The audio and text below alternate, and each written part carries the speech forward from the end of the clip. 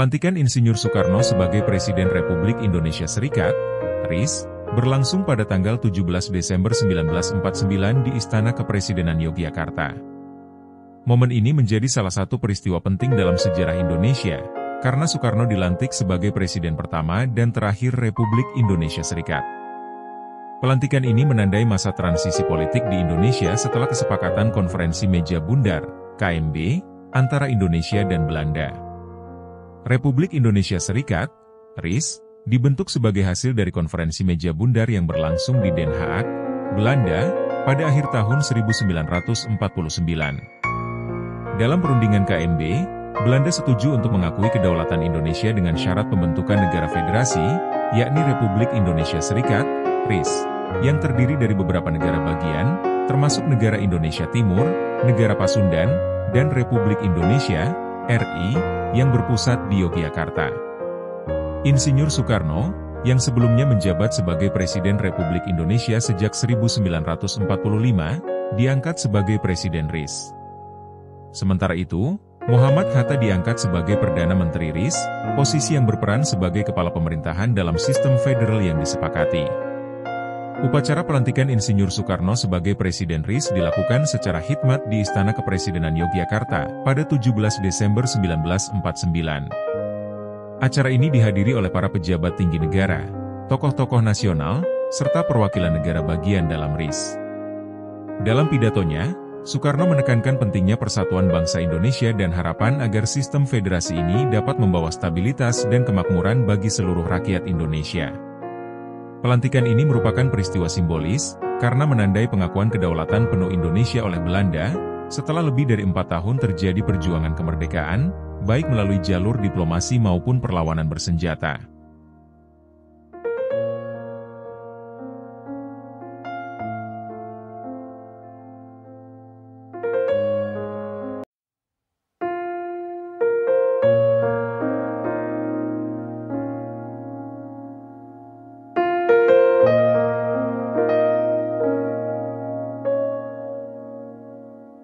Pasca proklamasi kemerdekaan pada 17 Agustus 1945, para nasionalis Indonesia segera bergerak menuntut pengakuan internasional atas kedaulatan penuh Republik Indonesia.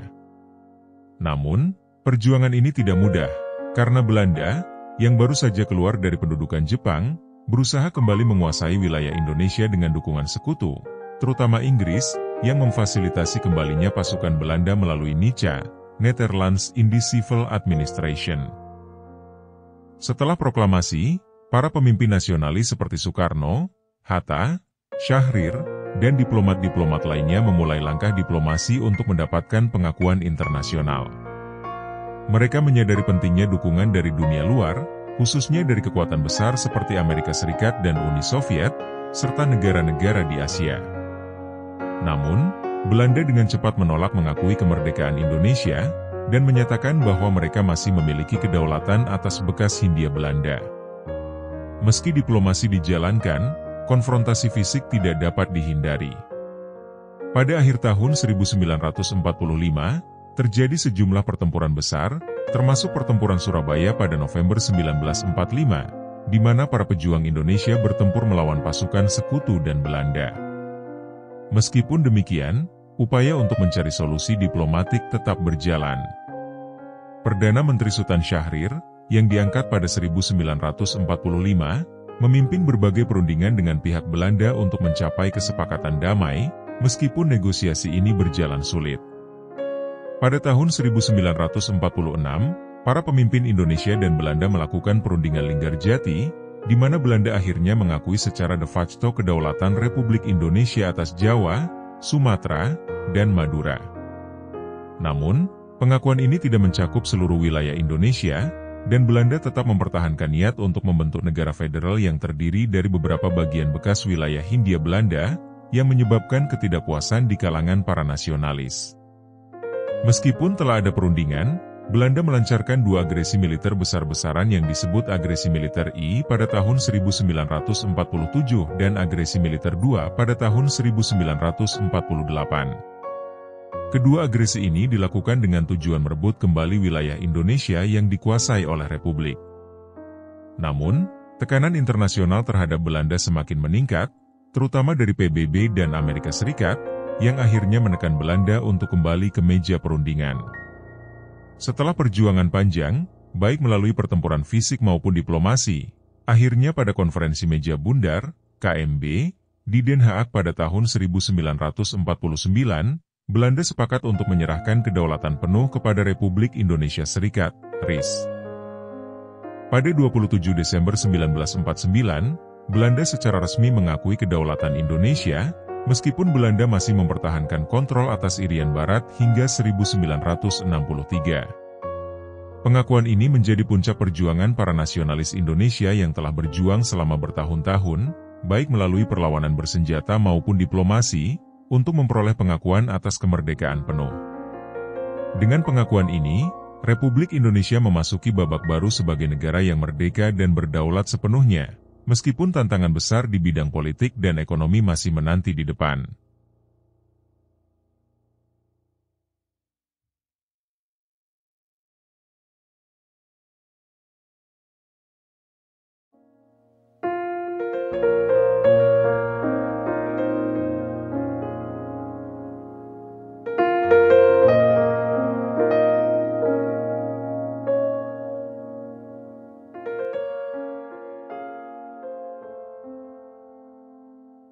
Pada tahun 1960, Presiden Soekarno melakukan kunjungan kenegaraan ke Denmark sebagai bagian dari rangkaian tur diplomatik ke beberapa negara di Eropa. Kunjungan ini bertujuan memperkuat hubungan Indonesia dengan negara-negara Eropa, termasuk Denmark, serta memperluas pengaruh Indonesia di panggung global. Dalam konteks Perang Dingin, Soekarno aktif mempromosikan kebijakan luar negeri yang netral dan mendukung gerakan non-blok, di mana Indonesia memainkan peran sentral. Di Denmark, Soekarno disambut dengan hangat oleh pemerintah Denmark, mencerminkan hubungan diplomatik yang baik antara kedua negara. Meskipun Denmark adalah negara kecil di Eropa, kunjungan ini penting bagi Indonesia dalam upayanya memperluas jaringan kerja sama internasional, baik di bidang ekonomi maupun politik. Soekarno melihat Denmark sebagai mitra potensial dalam bidang perdagangan dan teknologi, mengingat negara tersebut memiliki industri yang maju. Kunjungan Soekarno ke Denmark juga berfokus pada pembahasan mengenai peningkatan kerja sama ekonomi, investasi, serta teknologi. Indonesia, sebagai negara yang baru merdeka, sangat membutuhkan dukungan internasional untuk pembangunan nasional, dan Denmark menjadi salah satu negara yang dilirik untuk kerja sama ini. Soekarno seringkali menggunakan platform diplomatik untuk menarik minat investasi asing yang dapat membantu mempercepat pembangunan di Indonesia. Secara umum, kunjungan ke Denmark merupakan bagian dari diplomasi aktif Soekarno yang menekankan pentingnya solidaritas internasional di tengah-tengah ketegangan Perang Dingin. Ia sering mengunjungi negara-negara di Eropa, baik yang pro-barat maupun pro-timur, untuk mempromosikan visi Indonesia sebagai negara yang independen dan aktif dalam gerakan global untuk kedamaian dan keadilan. Kunjungan ini juga memperkuat posisi Soekarno sebagai salah satu pemimpin dunia yang berpengaruh pada masa itu. Gaya diplomasi karismatiknya berhasil membangun hubungan yang baik dengan banyak negara, termasuk Denmark, meskipun letaknya jauh dan berbeda budaya. Hubungan baik ini terus berkembang hingga kini, dengan Denmark dan Indonesia memiliki hubungan bilateral yang solid di berbagai bidang.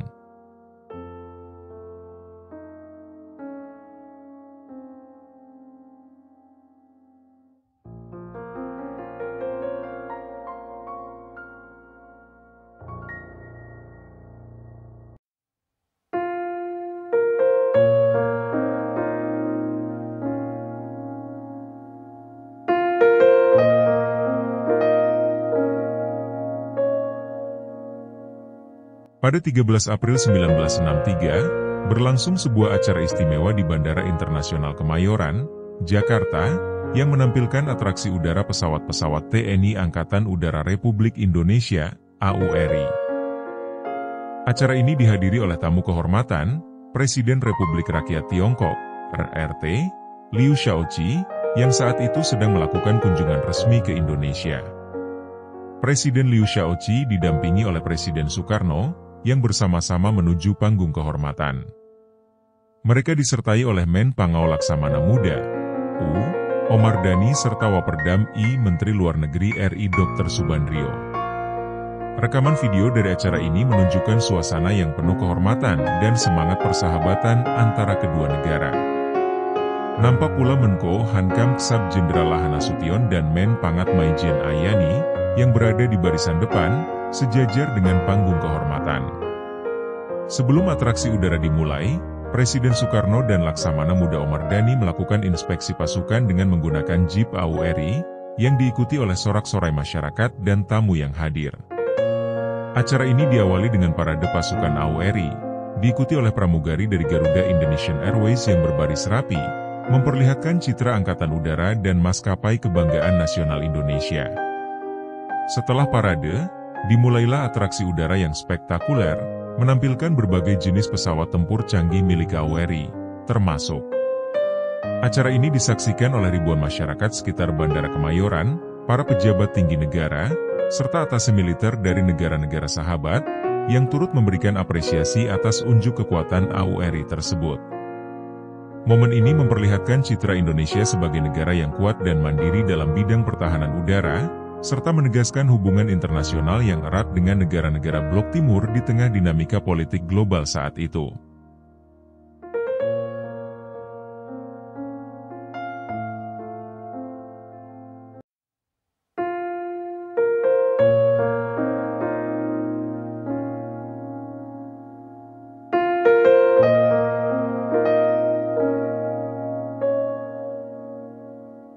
Pada bulan Februari 1962, Robert F. Kennedy, Jaksa Agung Amerika Serikat, melakukan kunjungan resmi ke Indonesia bersama istrinya, Ethel Kennedy.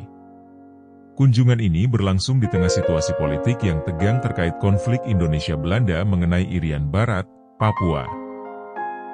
Robert Kennedy datang sebagai utusan khusus Presiden John F. Kennedy dengan misi untuk membuka jalur diplomasi antara Amerika Serikat dan Indonesia serta membantu meredakan ketegangan antara Indonesia dan Belanda. Pertemuan dengan Presiden Soekarno. Salah satu pertemuan utama Robert Kennedy selama kunjungannya di Indonesia adalah dengan Presiden Soekarno, yang berlangsung di Istana Bogor.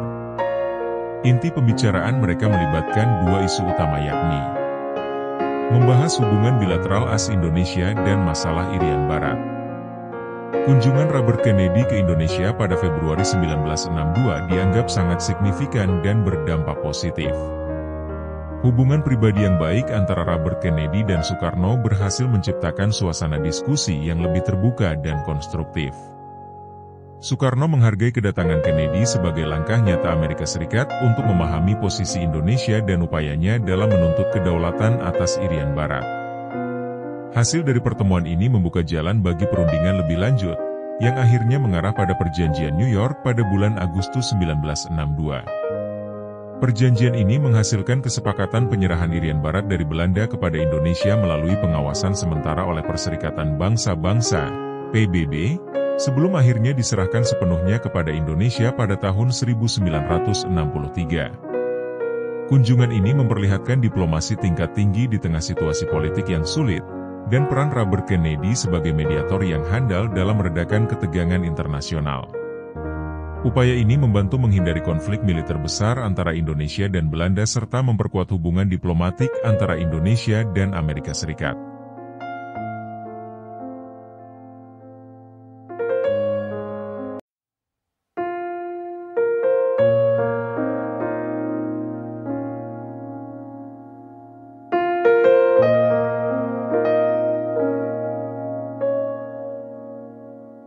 Peringatan Hari Ulang Tahun, HUT, Kemerdekaan Republik Indonesia yang ke-18 pada 17 Agustus 1963 berlangsung dengan sangat meriah dan penuh semangat di Stadion Utama Gelora Bung Karno, GBK, Jakarta.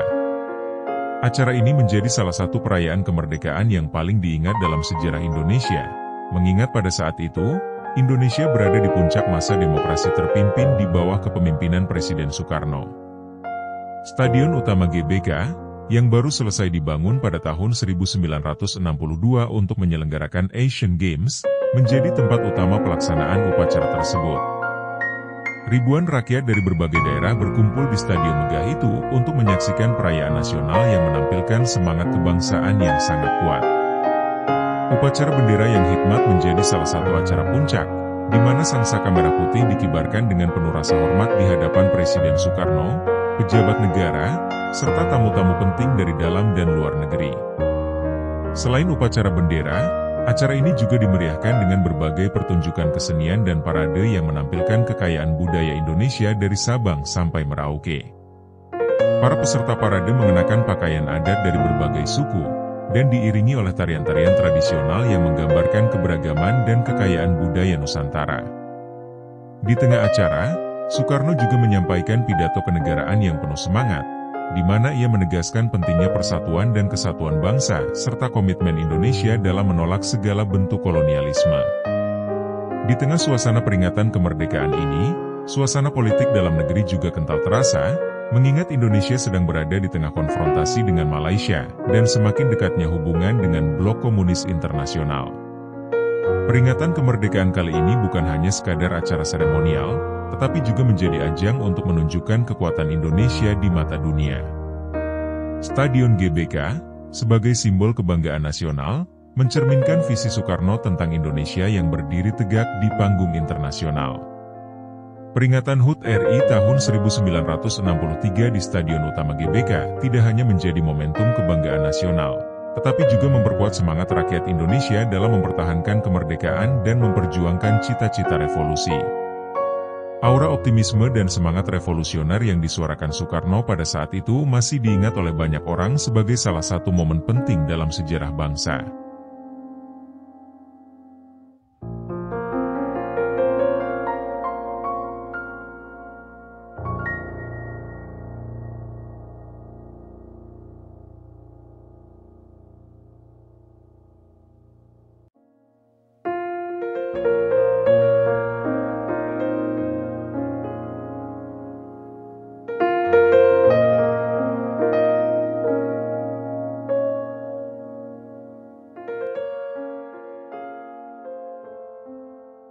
Pada tahun 1960, Presiden Soekarno melakukan kunjungan kenegaraan ke Denmark sebagai bagian dari tur diplomatiknya ke beberapa negara Eropa. Kunjungan ini merupakan bagian dari strategi diplomasi global Soekarno, yang bertujuan memperkuat hubungan Indonesia dengan negara-negara Eropa di tengah ketegangan Perang Dingin. Soekarno, sebagai seorang pemimpin negara berkembang, berusaha memperluas dukungan internasional untuk Indonesia, baik dalam hal politik maupun ekonomi, serta mempromosikan Indonesia sebagai negara yang merdeka dan berdaulat. Di Denmark, Soekarno disambut hangat oleh pemerintah Denmark, dan kunjungan tersebut menandai hubungan baik antara kedua negara. Meski Indonesia dan Denmark berada di benua yang berbeda, kunjungan ini menunjukkan bahwa Soekarno melihat pentingnya membangun hubungan internasional dengan berbagai negara, tidak hanya dengan negara-negara besar tetapi juga dengan negara-negara kecil namun strategis seperti Denmark. Kunjungan ini juga sejalan dengan visi Soekarno yang menempatkan Indonesia sebagai pemain penting di panggung global, terutama melalui gerakan non-blok. Selama kunjungannya, Soekarno membahas berbagai isu penting, termasuk perdagangan, kerjasama ekonomi, dan bantuan teknis. Bagi Indonesia yang baru merdeka, kerjasama ekonomi dengan negara-negara Eropa sangat penting untuk pembangunan nasional. Denmark, sebagai salah satu negara maju di Eropa, menawarkan potensi investasi dan teknologi yang dibutuhkan Indonesia dalam upayanya membangun infrastruktur dan memperkuat sektor pertanian serta industri. Soekarno dikenal dengan gaya diplomasi karismatik dan visionernya, dan kunjungan ke Denmark ini merupakan bagian dari rangkaian kunjungannya ke negara-negara Eropa lainnya seperti Yugoslavia, Jerman Barat, dan Cekoslowakia.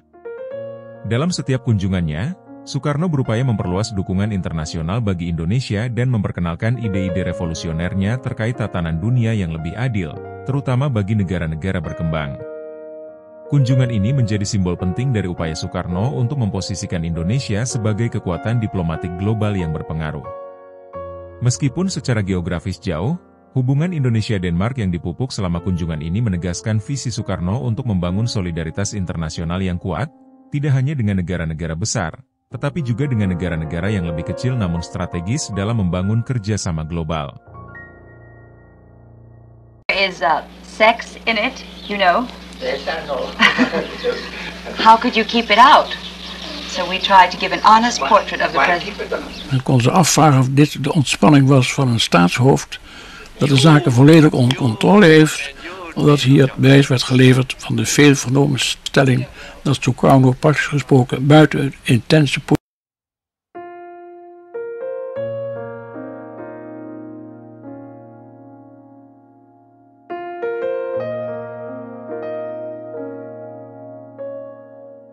Pada tanggal 3 Februari 1967, Presiden Soekarno mengadakan pertemuan penting dengan Panglima Komando Daerah Militer, Pangdam, Brawijaya, Mayor Jenderal Sumitro.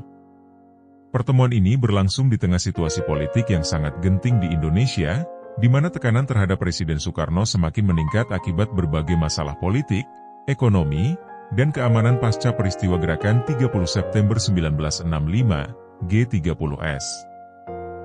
Pada awal 1967, posisi Soekarno sebagai kepala negara mulai terancam menyusul desakan kuat dari berbagai pihak untuk menyerahkan kekuasaan kepada Jenderal Soeharto. Ketidakstabilan politik dan ekonomi semakin memuncak. Peran militer, termasuk Kodam Brawijaya, memegang peran penting dalam situasi ini. Maijen Sumitro, sebagai Pangdam Brawijaya, adalah salah satu tokoh militer yang memiliki pengaruh signifikan di wilayah Jawa Timur. Dalam pertemuan ini, Presiden Soekarno dan Maijen Sumitro membahas situasi keamanan di wilayah Jawa Timur, yang menjadi salah satu basis penting dukungan politik dan militer. Soekarno kemungkinan menyampaikan pesan tentang pentingnya menjaga stabilitas nasional dan loyalitas militer terhadap kepemimpinan negara, di tengah tekanan politik yang terus meningkat. Sebagai Pangdam, Maijen Sumitro mendengarkan arahan Presiden namun juga memiliki kewajiban untuk mengikuti dinamika yang berkembang dalam jajaran militer secara nasional, termasuk keputusan yang diambil oleh pimpinan. Pertemuan ini berlangsung hanya beberapa minggu sebelum Soekarno secara resmi menyerahkan kekuasaan kepada Jenderal Soeharto melalui Surat Perintah 11 Maret, Super Semar, pada 11 Maret 1967. Peran Jawa Timur menjadi wilayah yang strategis dalam dinamika politik nasional, baik sebagai basis kekuatan militer maupun dukungan masyarakat. Soekarno mungkin menggunakan pertemuan ini untuk memastikan dukungan dari salah satu komando militer penting di Indonesia. Dinamika militer. Sementara itu, pertemuan ini juga mencerminkan upaya militer untuk tetap berada dalam jalur kebijakan nasional, meskipun tekanan untuk perubahan kepemimpinan semakin besar. Beberapa minggu setelah pertemuan ini, kekuasaan Soekarno secara de facto beralih ke Jenderal Soeharto. Hal ini menandai berakhirnya era kepemimpinan Soekarno yang telah berlangsung selama lebih dari 2 dekade. Peran militer, termasuk tokoh-tokoh seperti Maijen Sumitro, memainkan peran penting dalam transisi kekuasaan ini, baik secara langsung maupun tidak langsung. Pertemuan antara Presiden Soekarno dan Pangdam Brawijaya Maijen Sumitro pada 3 Februari 1967 adalah salah satu momen penting dalam dinamika politik Indonesia di masa transisi. Di tengah tekanan yang terus meningkat, pertemuan ini menunjukkan upaya Soekarno untuk mempertahankan stabilitas dan dukungan dari jajaran militer. Namun, dinamika politik nasional yang kompleks akhirnya membawa Indonesia memasuki era baru di bawah kepemimpinan Soeharto.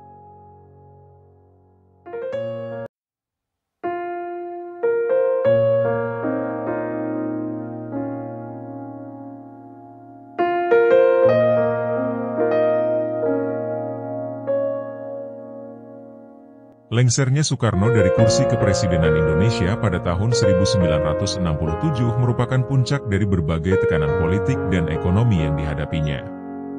Sebagai presiden pertama Indonesia, Soekarno berhasil memimpin negara melalui masa-masa awal kemerdekaan. Namun, di pertengahan 1960-an, keadaan mulai berubah. Kebijakan-kebijakannya yang cenderung sosialis dan hubungan dekat dengan blok komunis membuat posisinya semakin terancam, baik di dalam negeri maupun internasional.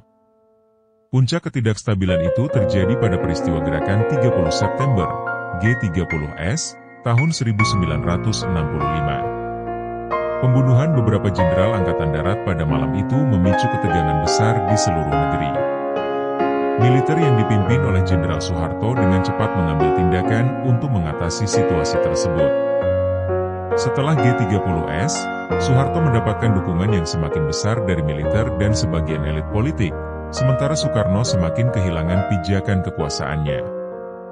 Di tengah situasi yang semakin kritis, Soekarno pada bulan Maret 1966 mengeluarkan surat perintah 11 Maret, Super Semar, yang memberikan kekuasaan kepada Soeharto untuk memulihkan ketertiban. Langkah ini secara efektif menyerahkan kendali kepada Soeharto, meskipun Soekarno secara resmi masih menjabat sebagai presiden. Super Semar menjadi titik balik dalam peralihan kekuasaan dari Soekarno ke Soeharto, dengan militer mengambil peran yang lebih dominan dalam politik Indonesia. Pada tahun 1967, Majelis Permusyawaratan Rakyat Sementara, MPRS, mencabut mandat kepresidenan Soekarno, menandai secara resmi akhir dari pemerintahannya. Soekarno, yang selama bertahun-tahun dihormati sebagai pemimpin revolusi dan proklamator kemerdekaan, harus meninggalkan istana negara dan menyerahkan kekuasaan kepada Soeharto. Lengsernya Soekarno menandakan berakhirnya era demokrasi terpimpin dan membuka jalan bagi Orde Baru yang dipimpin oleh Soeharto. Peralihan kekuasaan ini membawa perubahan besar bagi Indonesia. Di bawah Orde Baru, Soeharto memusatkan kekuasaan dan menekankan stabilitas politik serta pembangunan ekonomi. Meskipun rezim ini bertahan selama lebih dari 3 dekade, warisan Soekarno tetap kuat di hati rakyat Indonesia, terutama sebagai simbol perjuangan kemerdekaan dan pendiri negara.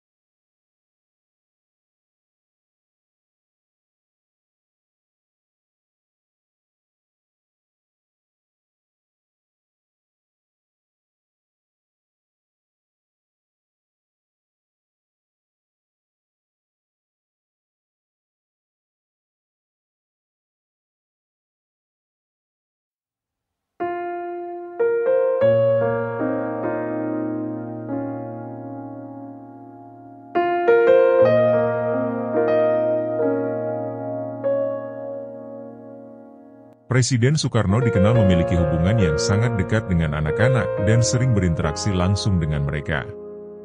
Salah satu momen yang mengesankan dan menunjukkan kepribadian hangat Soekarno adalah ketika ia bermain dan bernyanyi bersama anak-anak Taman Kanak-kanak, TK, di depan Istana Negara, Jakarta. Acara ini biasanya dilakukan pada momen perayaan Hari Anak Nasional atau acara-acara khusus lainnya. Soekarno sering mengundang anak-anak TK untuk berkunjung ke istana dan berbagi kegembiraan bersama.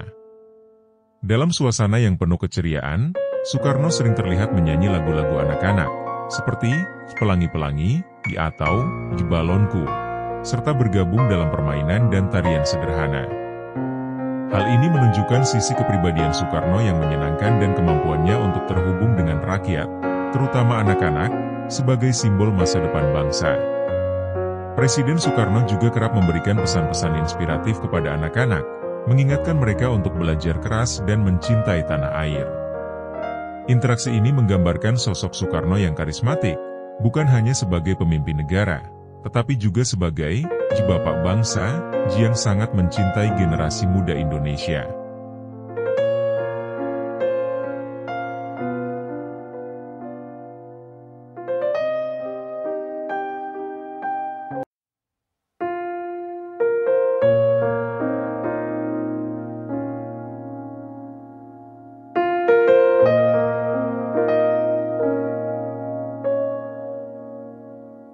Pada tahun 1969, Rahmawati Soekarno Putri, putri Presiden Soekarno, menikah dengan Martomo Pariatman. Pernikahan ini berlangsung pada masa yang sulit bagi keluarga Soekarno, karena saat itu Presiden Soekarno sudah tidak lagi memegang kekuasaan penuh sebagai presiden setelah peralihan kekuasaan ke Jenderal Soeharto pada tahun 1967. Kondisi kesehatan Soekarno juga sudah mulai menurun, dan beliau sedang berada dalam pengawasan ketat pemerintah Orde Baru. Meski dalam situasi sulit, pernikahan Rahmawati tetap diselenggarakan dengan sederhana di Jakarta. Soekarno, yang saat itu sudah tidak dalam keadaan sehat, masih sempat hadir dalam pernikahan tersebut untuk mendampingi putrinya. Meski suasananya sederhana, pernikahan ini memiliki arti besar bagi keluarga Soekarno sebagai momen kebahagiaan di tengah masa yang penuh tekanan dan perubahan politik. Sayangnya, pernikahan Rahmawati dan Martomo tidak bertahan lama dan akhirnya berakhir dengan perceraian. Rahmawati sendiri kemudian menjadi seorang tokoh politik yang dikenal vokal dan banyak terlibat dalam kegiatan sosial dan politik, termasuk mendirikan Universitas Bung Karno sebagai bentuk penghormatan kepada ayahnya.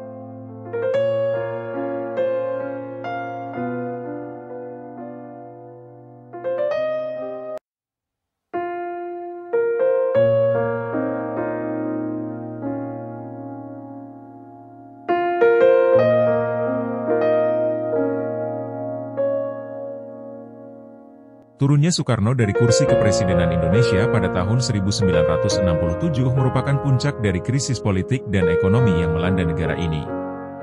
Soekarno, sebagai presiden pertama Indonesia, awalnya berhasil memimpin bangsa melalui masa-masa penuh tantangan, termasuk kemerdekaan dari penjajahan Belanda. Namun, situasi politik dalam negeri mulai memanas pada pertengahan 1960-an, terutama setelah ketegangan yang ditimbulkan oleh kebijakan-kebijakan Soekarno yang condong ke arah sosialisme dan hubungan eratnya dengan blok negara-negara komunis seperti Uni Soviet dan Tiongkok. Krisis politik mencapai puncaknya pada peristiwa gerakan 30 September, G30S, tahun 1965, yang ditandai dengan pembunuhan sejumlah jenderal Angkatan Darat. Peristiwa ini memicu kebangkitan militer di bawah pimpinan Jenderal Soeharto, yang segera bergerak untuk menumpas gerakan tersebut. Seiring dengan melemahnya dukungan politik terhadap Soekarno, Soeharto semakin mendapatkan pengaruh, terutama di kalangan militer dan elit politik Indonesia. Soekarno sendiri dianggap tidak mampu mengatasi ketidakstabilan politik dan ekonomi yang makin parah. Pada bulan Maret 1966, Soekarno mengeluarkan surat perintah 11 Maret, Super Semar, yang memberikan kekuasaan kepada Soeharto untuk mengambil langkah-langkah dalam memulihkan keamanan dan ketertiban. Meskipun maksud dari Super Semar masih menjadi perdebatan hingga saat ini, surat itu secara de facto memberikan kekuasaan penuh kepada Soeharto, yang mulai menggantikan peran Soekarno dalam menjalankan pemerintahan. Sejak saat itu, Soekarno semakin terpinggirkan dari panggung politik. Pada tahun 1967, Majelis Permusyawaratan Rakyat Sementara, MPRS, secara resmi mencabut mandat Soekarno sebagai presiden, yang menandai akhir dari kepemimpinannya. Soekarno, yang dulu begitu dihormati sebagai pahlawan kemerdekaan, harus meninggalkan istana negara dalam keadaan yang penuh ketidakpastian. Kejatuhannya dari kekuasaan tidak hanya disebabkan oleh tekanan politik dan militer, tetapi juga oleh situasi ekonomi yang semakin memburuk, yang membuat banyak pihak merasa bahwa pergantian kepemimpinan adalah solusi yang diperlukan untuk menyelamatkan negara. Lengsernya Soekarno membuka jalan bagi Orde Baru, sebuah rezim yang dipimpin oleh Soeharto selama lebih dari 3 dekade. Era ini dikenal dengan stabilitas politik yang diupayakan melalui kekuasaan militer yang kuat, meskipun sering dikritik karena pelanggaran hak asasi manusia dan pembatasan kebebasan politik. Warisan Soekarno, meskipun tercoreng oleh akhir kepemimpinannya yang dramatis, tetap dihormati sebagai simbol perjuangan kemerdekaan dan pendiri bangsa Indonesia.